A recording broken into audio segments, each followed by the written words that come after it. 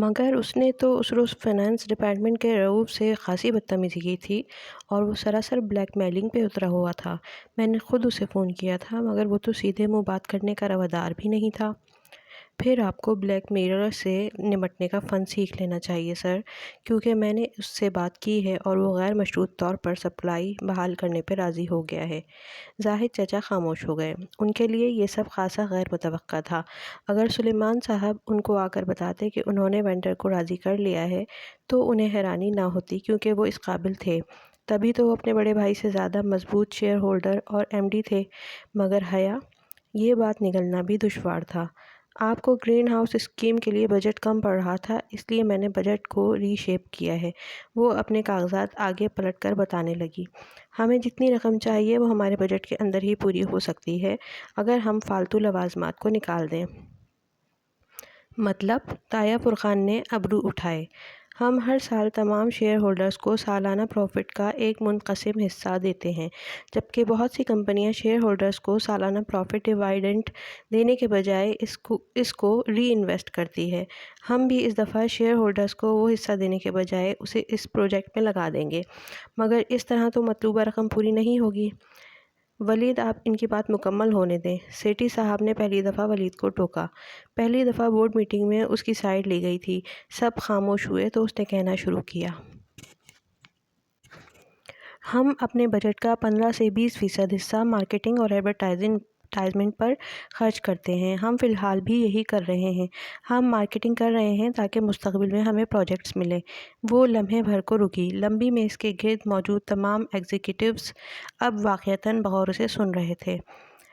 مستقبل کے پروجیکٹس جو ابھی نہیں ملے اور جن پہ کام کرنے کے لیے ہمارے پاس پیسے نہیں، ان کے لیے ہم اپنے حالیہ پروجیکٹس کو قربان نہیں کر سکتے۔ میں نے مارکیٹنگ بجٹ کو گھٹا کر 5% کر دیا ہے۔ یوں ہم بآسانی وہ رقم آہستہ آہستہ اس پروجیکٹ پہ منتقل کر سکتے ہیں۔ کیا کسی کو کوئی اعتراض ہے؟ پیچھے ٹیک لگا کر بیٹھے ہوئے اس نے ذرا مسکرا کر خاموش پڑے کانفرنس روم پر نظر ڈالی۔ وہ جانتی تھی کہ اب کوئی اس پہ اعتراض نہیں کر سکتا تھا۔ وہ آہستہ آہستہ اپنا انتخاب درست ثابت کر رہی تھی۔ آج تایا فرقان کے گھر حیا کے دادا کی برسی کی قرآن خوانی تھی۔ خیرات کی دیگیں الگ تھیں، سب مدعو تھے، سوائے اس کو جانے کی خواہش بھی نہیں تھی۔ وہ مغرب پڑھ کر لاؤنج میں آئی تو فاطمہ جہان سے کچھ کہہ رہی تھیں۔ اسے آتے دیکھ کر خاموش ہو گئیں۔ اچھا، میں جا رہی ہوں، سرسری سا مطلع کر کے باہر نکل گئیں۔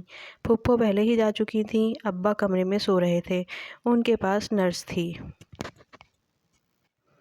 وہ خاموشی سے صوفے پہ آ بیٹھی اور ٹی وی کا ریموٹ اٹھایا۔ کنکیوں سے اس نے لاؤنج کی بڑی کھڑکی کے پار اماں کو لان عبور کرتے دیکھا۔ وہ اس سے ناراض نہیں تھیں، بات بھی ٹھیک سے کرتیں، مگر ایسے جیسے کہ انہیں بہت دکھ پہنچایا گیا ہو۔ باہر بجلی زور کی چمکی، پل بھر کو کھڑکیوں کے باہر سارا لان روشن ہو گیا، پھر اندھیرا چھا گیا۔ وہ کچھ سوچتے ہوئے اس کے سامنے آ بیٹھا۔ حیا نے ٹی وی نہیں چلایا، وہ ریموٹ پکڑے بیٹھی بس اس کو دیکھ رہی تھی۔ وہ کچھ کہنا چاہتا تھا شاید۔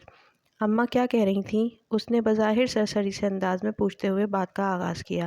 جہان نے سر اٹھا کر اسے دیکھا۔ نیلی جینس پہ سیاہ ٹی شرٹ پہنے، گیلے بالوں کو پیچھے کیے، وہ جیسے کہیں جانے کے لیے تیار لگ رہا تھا۔ وہ چاہتی ہیں کہ میں تمہیں سمجھاؤں کہ تم یہ برقع وغیرہ چھوڑ دو، وہ سنجیدگی سے کہنے لگا۔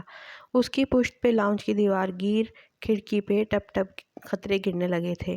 تاریک پڑا آسمان پہلے ہی بادلوں سے ڈھک چکا تھا۔ تو تم نے کیا کہا؟ وہ اسی طرح مطمئن سے انداز میں ٹانگ پہ ٹانگ رکھے بیٹھی تھی جیسے وہ اپنے آفس میں بیٹھا کرتی تھی۔ بات تو ٹھیک ہے ان کی، تم ایک برقعے کے لیے اپنے اتنے رشتے تو نہیں کھو سکتی۔ باہر بادل زور سے گرجے تھے۔ کھڑکی کے شیشوں پر تڑا تڑ گرتے قطروں کی اب آوازیں آنے لگی تھیں۔ دوسروں کو چھوڑو، تم اپنی بات کرو جہان، کیا تم بھی میرے حجاب سے خوش نہیں ہو؟ وہ اس کی آنکھوں میں دیکھتے ہوئے بولی تو اس کی آواز بہت دھیمی تھی۔ اگر میں کہوں کہ میں نہیں ہوں تب؟ اگر میں کہوں کہ تم میرے لیے اسے چھوڑ دو تب؟ دور کہیں زوردار آواز آئی تھی، جیسے بجلی گرنے کی ہوتی ہے، جیسے صدمہ پہنچنے کی ہوتی ہے۔ کیا تم مجھے چوائس دے رہے ہو؟ یکایک اس کی آواز میں سرد مہری در آئی۔ اگر میں کہوں ہاں تب؟ وہ اٹھی اور چھوٹے چھوٹے قدموں سے چلتی دیوار گیر کھڑکی کے پاس جا کھڑی ہوئی۔ اس نے سیاہ لمبی قمیض اور چوڑی دار پہن رکھا تھا، بال بھی سیدھے کمر پر گر رہے تھے۔ قمیض اور بالوں کے رنگ کا غیر واضح فرق سا تھا، سیاہی جس کا نہ آغاز تھا نہ اختتام۔ مجھے کبھی کسی نے کہا تھا کہ خندق کی کوئی جنگ بنو قریظہ کے بغیر وجود میں نہیں آئی، اور تب میں نے سوچا تھا کہ میرے سارے قرابت دار تو میرے ساتھ ہی ہوں گے۔ وہ بھیگتے شیشے کے پار تاریک لون کو دیکھتی کہہ رہی تھی، تایا ابا حجاب کے سب سے بڑے علمبردار، اماں جن کی ہمیشہ سے خواہش تھی کہ میں اللہ کے قریب ہو جاؤں، اور میرا شوہر جو روز صبح فجر پڑھنے مسجد جاتا ہے۔ لیکن آج مجھے پتہ چلا کہ عائشہ ٹھیک کہتی تھی، خندق کی جنگ بنو قریظہ کے بغیر وجود میں آ ہی نہیں سکتی۔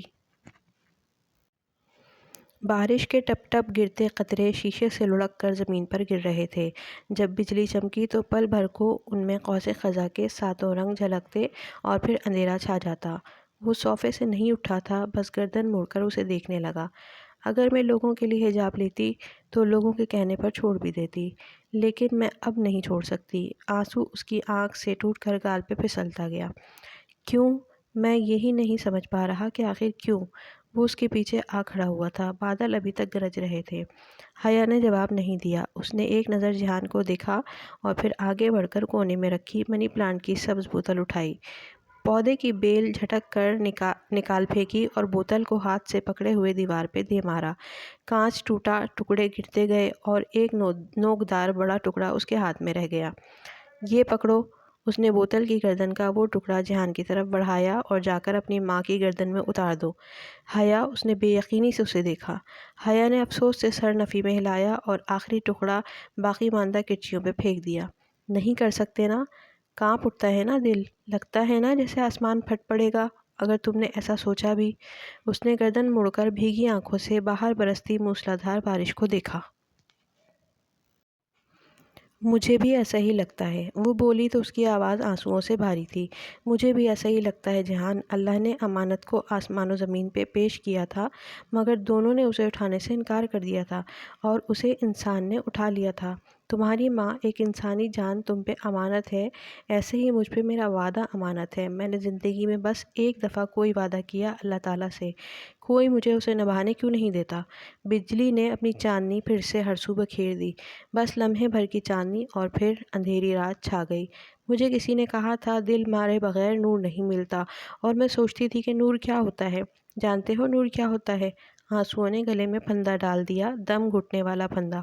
نور قرآن ہوتا ہے، اللہ کا حکم جن کو پورے کا پورا لیا جاتا ہے، ایک حصہ لے کر دوسرے سے انکار نہیں کیا جاتا جہان۔ میں ہمیشہ سوچتی تھی کہ اللہ کیوں کہتا ہے کہ اگر قرآن کو پہاڑ پہ نازل کرتا تو وہ ٹوٹ جاتا۔ مجھے کبھی اس بات کی سمجھ نہیں آئی تھی، مگر آج آ گئی ہے۔ گرم ابلتے آنسو اس کی تھوڑی سے پھسلتے ہوئے گردن تک لڑک رہے تھے۔ وہ کھڑکی کے باہر دیکھ رہی تھی، اور وہ اسے، جانتے ہو پہاڑ کیوں ٹوٹتا؟ کیونکہ وہ قرآن کو پورے کا پورا لیتا، اور جو شخص قرآن کو پورے کا پورا اپنے دل میں اتارتا ہے نا، اسے ایک بار ٹوٹنا پڑتا ہے۔ اس نے جلدی آنکھیں بند کیں۔ اب ہر طرف اندھیرا تھا، پل بھر کو بجلی چمکتی بھی تھی تو اسے پرواہ نہیں تھی۔